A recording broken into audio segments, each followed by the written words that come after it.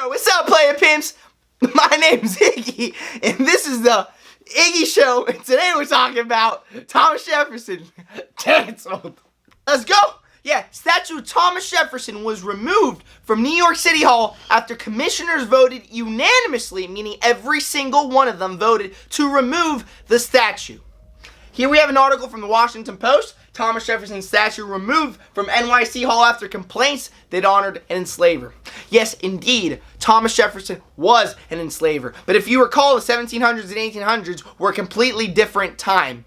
At that time, the United States was an agrarian society. The Industrial Revolution had not caught steam, meaning that unfortunately, people that own land, that own estates, that own farms, needed the manpower to conduct such dealings.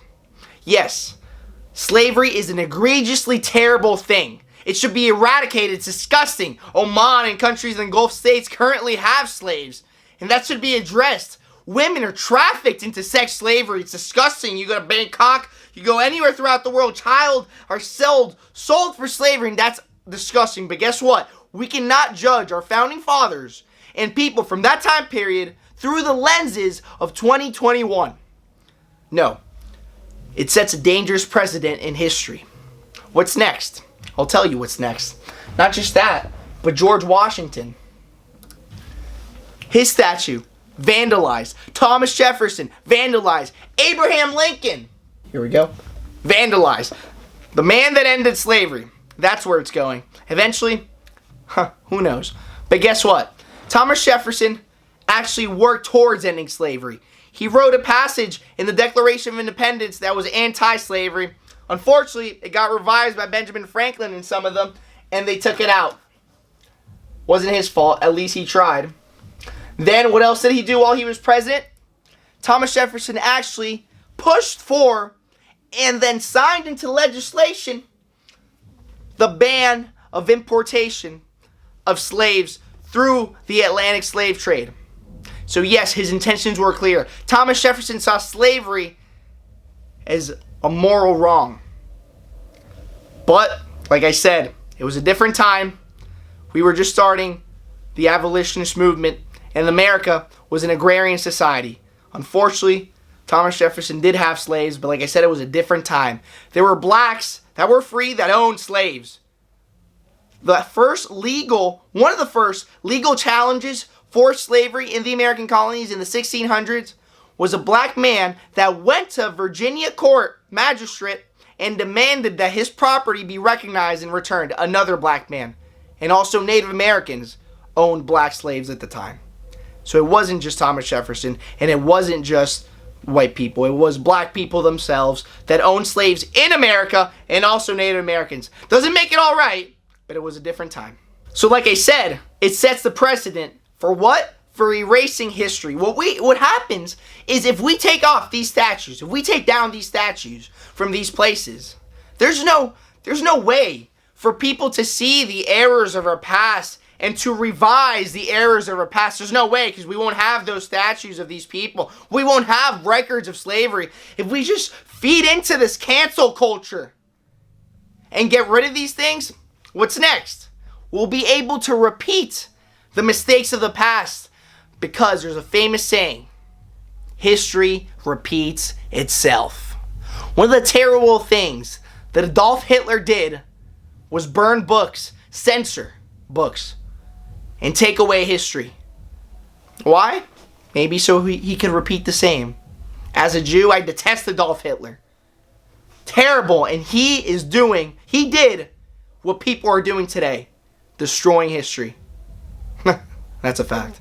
So not only are they erasing history, they're just not teaching it. Did you know that Woodrow Wilson, the great leftist ideologue of the 1900s and dean of Princeton, or Academia College, what is supposed to be proper, with his glasses and his 14 points and the League of Nations. Did you know that he played, speaking of nations, that he played the movie The Birth of a Nation, which is literally the official movie of the KKK in the White House? Not only that, he was a sympathizer of the KKK.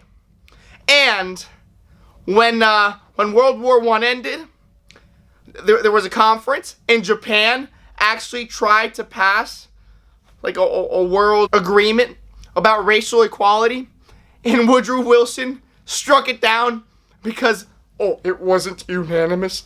Yeah, that's the great leftist ideologue. The same person who started a progressive income tax that apparently was to tax the American populace fairly, but not really, because they're rich. Well, you know what they do? They just put their taxes in countries where they can't be taxed, like the Cayman Islands and stuff like that. So that's Woodrow Wilson. Not only that, Herbert Hoover, this time a Republican, you know what he did? Oh my, this is kind of effed up. So he told his staff that was mainly black that he did not want to see them. So they would, whenever they heard Herbert Hoover coming down the stairs or somewhere, they would hide behind the White House walls just so he didn't see them. And that kept going through his presidency. FDR's 4-term presidency. Wow, what a king. 4 terms. FDR, the famous New Deal man. 4 terms. Who was also another big racist. They don't tell you he actually vetoed legislation that was supposed to be anti-lynching. When Eleanor Roosevelt wanted to push for anti-lynching laws, FDR simply said, no, veto. I don't want it. Let them keep getting lynched. Because why? He was a big racist, and he did not think that anti-lynching laws were even supposed to be in America at that time. Not only that, when Hitler kicked out a bunch of Jews from Germany during the beginning of the Holocaust, and they came to America in a ship called the St. Louis, he denied them. My Jewish brethren were denied by FDR. And then, he kept the practice of them hiding. Then we go into another one of the great Democrat ideologues, Lyndon B. Johnson. And Lyndon B. Johnson, even though he signed into law the Civil Rights Act, he was a famous user of the N-word. Not just that, but he said, famously saying, when he nominated Thurgood Marshall as the first black Supreme Court justice, he said, if I'm going to nominate an N-word to the bench, I'm going to make sure everyone knows he's an N-word.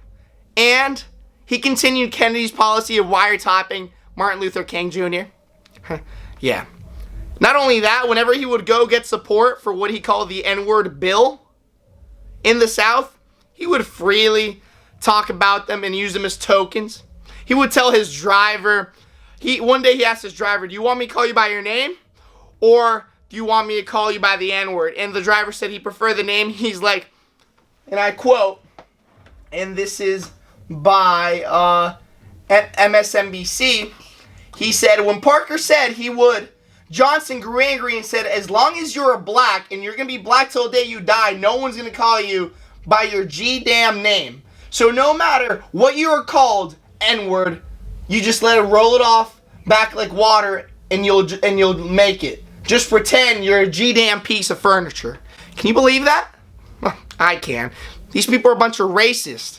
Whether they be on the left, on the Democrats, that pretend to care, or they're on the right, and they just didn't care during the 1900s.